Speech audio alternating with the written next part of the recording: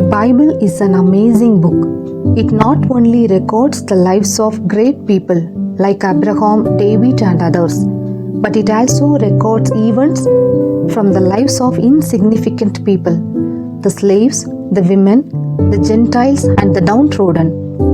And there are lessons to be learned from every word of what is recorded in the scriptures. We read about Ebed-Melech in the 38th chapter of the book of Jeremiah.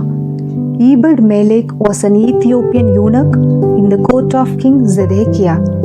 The name simply means servant of the king. Even if it was his proper name, it shows that he had no identity of his own. Being a foreigner, Ebed-Melech was excluded from the temple and many of the Jewish rituals. At this point in the history of Judah, the prince had imprisoned Jeremiah because of the prophetic word that came through him in the dungeon of the king's son, which was filled with mire. Even King dared not oppose the prince. But when Ebed-Melech heard about the plight of Jeremiah, he was ready to oppose even the prince. Ebed-Melech went to the king when the king was sitting at the gate and boldly represented the case of Jeremiah. That day, Ebed-Melech saved the prophet whom his own countrymen, the Jews, had tried to destroy. It could have cost him his life, but Ebed-Melech did what was right.